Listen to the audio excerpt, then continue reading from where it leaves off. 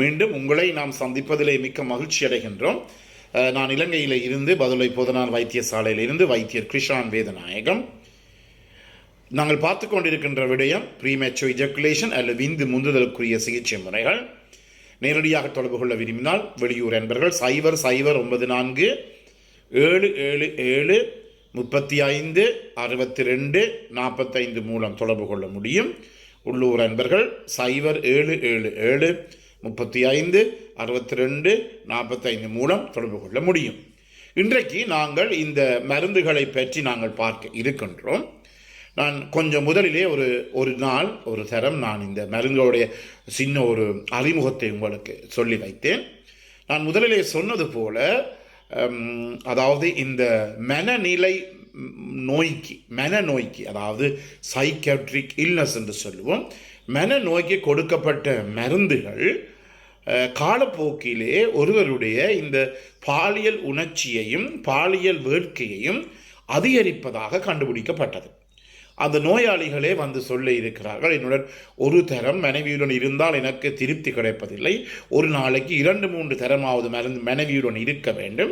அதே நேரத்தில் அவருடைய பெண் துணை மனைவியார் கூட வந்து இந்த வைத்தியர்கள் பலதரப்பட்ட முறைப்பாடுகளை செய்ததாக முதல் இந்த நோய்க்கு அறிமுகப்படுத்தப்பட்ட மருந்துகளினுடைய ஒரு ஹிஸ்டரியாக இருந்தது. அதன் பிற்பாடு விஞ்ஞானிகள் இதை பற்றி மருத்துவ அறிஞர்கள் இதை பற்றி கூடுதலாக ஆராய்ச்சி செய்த போது இந்த மனநிலை நோய்க்கு கொடுக்கப்படுகின்ற மருந்துகள் கூட ஒருவருடைய இந்த ப்ரீமேச்சுவர் இஜாக்குலேஷன் என்று சொல்லப்படுகிற விந்து முந்துதலை தாமதப்படுத்தக்கூடிய ஒரு இஃபெக்ட், அதனுடைய ஒரு வேலை இருப்பதாக கண்டுபிடித்தார்கள். அந்த இஃபெக்ட், அதாவது இந்த மருந்து வேறு நோய்க்குத்தான் நாங்கள் கொடுக்கின்றோம், அதே நேரத்தில் அந்த மருந்துகள் அதனுடைய பக்க விளைவாக இந்த ப்ரீமேச்சுவர் இஜாக்குலேஷன் எனப்படுகிற விந்து முந்துதலை நீடிக்கக்கூடிய ஒன்றாக இருப்பதாக கண்டுபிடிக்கப்பட்டது. எனவே அதில் இருந்தது இந்த SSRI என்று சொல்லப்படுகிற இந்த வகையைச் சேர்ந்த இந்த குரூப்பை சேர்ந்த மருந்துகள், அதாவது செலக்டிவ் செரோட்டோனின் ரீஅப்டேக் இன்ஹிபிட்டர்ஸ் என்று சொல்லப்படுகிற இந்த SSRI வகையான மருந்துகள் இந்த ப்ரீமேச்சுவர் இஜாக்குலேஷன் என்று சொல்லப்படுகிற இந்த விந்து முந்துதலுக்கு கொடுக்கப்பட்டது. எனவே நான் முதலிலே உங்களுக்கு சொல்லுகிறேன், உண்மையாக எனக்கு இந்த மருந்துகளுடைய பெயர்களை சொல்ல விருப்பமில்லை. என்ன நடைபெறும் என்றால், எங்களுடைய அன்பர்கள் இவற்றை போய் ஃபார்மசியிலே கேட்டு வாங்கி பாவிப்பார்கள். உண்மையாக உங்களுக்கு தெரியும், ஓவர் கவுண்டரிலே, அதாவது வெளி நோயாளர் பிரிவாக இந்த மருந்துகளை ஒருபோதுமே ஃபார்மசியிலே வாங்க முடியாது. என்றாலும் கூட உங்களுக்கு தெரியும், எங்களை போன்ற 3ஆம் உலக நாடுகளிலே மிகவும் கவலையான நிலைமையில் தான் நாங்கள் இருந்து கொண்டிருக்கிறோம். என்றபடியினாலே அவர்கள் இந்த மருந்துகளை வாங்கி பாவிக்கக்கூடியதாக இருக்கிறது. நான் மீண்டும் அதாவது உங்களுக்கு சொன்னேன், மீண்டும் உங்களுக்கு சொல்லுகிறேன், இந்த நிகழ்ச்சியினுடைய அந்த முழு நிகழ்ச்சியினுடைய ஒரு முழுமைத்தன்மைக்காகத்தான் இந்த மருந்துகளுடைய பெயர்களை நாங்கள் எடுத்து சொல்லுகிறோம். இதை நீங்கள் தயவு செய்து ஃபார்மசிகளை வாங்கி பாவித்து அதன் மூலம் ஏதாவது விளைவுகள் ஏற்பட்டால் அதுக்கு நாம் பொறுப்பு அல்ல. நாங்கள் மீண்டும் உங்களுக்கு அட்வைஸ் பண்ணுகிறோம், உங்களுடைய ஃபேமிலி குடும்ப வைத்தியர் அல்லது ஃபேமிலி ஃபிசிஷியன் யாருடைய உதவியுடன் தான் இந்த மருந்துகளை நீங்கள் வாங்க வேண்டும். முக்கியமாக இந்த மருந்துகளை எடுத்து பாவிக்கின்ற போது கவனித்துக் கொள்ள வேண்டியது என்ன, இந்த மருந்துகள் செயற்பட நாட்கள் செல்லும். எல்லாருக்கும் மேஜிக் தான். நான் சொன்னேன், அதான் இந்த நோயை பற்றி, இந்த பிரச்சனை பற்றி நான் வடிவாக விளங்கப்படுத்தி கொண்டு வந்தேன். நரம்புகளுடைய முக்கியத்துவம், உடலினுடைய முக்கியத்துவம், ஈரலினுடைய முக்கியத்துவம், தசைகளினுடைய முக்கியத்துவம், எலும்புகளினுடைய முக்கியத்துவம் எல்லாவற்றையுமே விளங்கிப்படுத்திக் கொண்டு, காரணம் என்ன, மருந்து குடித்தவுடன் என்ன எப்படி சோம்பல். என்னுடைய வயசு 74. ஐயா, எனக்கு விந்து முந்துதல் பிரச்சனை இருக்கிறது, உங்கள்கிட்ட மருந்து வாங்கி குடித்தால் 1 நாளில் 2 நாளில் சுகம் பெறுமா? உண்மையாக சில நேரங்களில் எங்களுக்கு இந்த கேள்விகளுக்கு பதிலளித்து எங்களுக்கு வாழ்க்கையை அழுத்து போய்விட்டது. ஏனெனில் 74 வயசு, ஏறக்கூடிய 12 வருடங்களாக பிரச்சனை இருக்கின்றது. 1 நாள் 2 நாளிலே இந்த வருத்தம், இந்த பிரச்சனை குறையுமா? சாதாரணமாக ஒரு 10 வருஷம் ஒரு துணியிலே ஒரு கரை இருந்தால் அந்த கரை அகற்றக்கூட ஒரு கிழமை செல்லும். ஆனால் இவர்கள் என்ன செய்தால் நோய்க்கு உடனடியாகவே தீர்வை பார்க்கிறார்கள். இந்த பிரச்சனைக்கு உடனடியான தீர்வு ஒருபோதுமே ஒரு இடமே கிடைக்காது. அப்படி அவர்கள் சொல்லுவார்களாக இருந்தால் அவர்கள் பொய்யராகத்தான் இருப்பார்கள் எங்களுடைய மருத்துவத்தின் படி. என்றபடியினால் என்ன செய்ய வேண்டும், இந்த மருந்துகள் வேலை செய்வதற்கு சில நாட்கள் போகலாம். சில பேருக்கு குறைந்தது 3 கிழமைகள், 1 இருந்து 3 கிழமைகள் எடுக்கும். சில பேருக்கு இன்னும் வருடக்கணக்காக எடுக்கிறது. இதுதான் பெரிய பிரச்சனை. வருடக்கணக்காக கூட எடுத்திருக்கிறது. இந்த ஆராய்ச்சி முடிவுகள் எங்களுக்கு தெரிகிறது.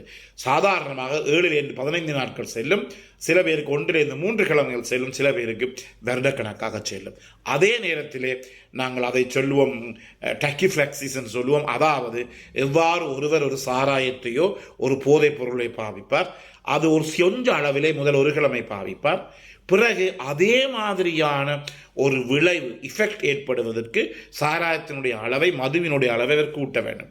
அதே போல பாவிக்கின்ற இந்த போதைப் பொருளின் அளவை கூட்ட வேண்டும். இதுதான் நாங்கள் என்ன சொல்லுவோம், அடிக்ஷன் என்று சொல்லுவோம், அதாவது அடிமை ஆகுதல் என்று சொல்லுவோம். எனவே அந்த பிரச்சனை இந்த SSRI, அதாவது செலக்டிவ் செரோட்டோனின் ரீஅப்டேக் இன்ஹிபிட்டர்ஸ் என்று சொல்லப்படுகிற இந்த மருந்துகளுக்கு பிரச்சனை இருக்கிறது.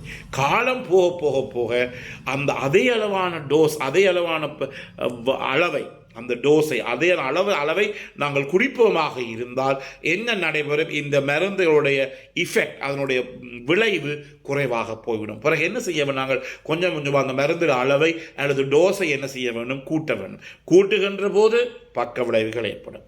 என்றபடியினாலே தான் முதலிலே நான் சொன்னேன், தயவு செய்து வைத்தியரினுடைய ஆலோசனைப்படி இந்த மருந்துகளை நீங்கள் எடுக்க வேண்டும்.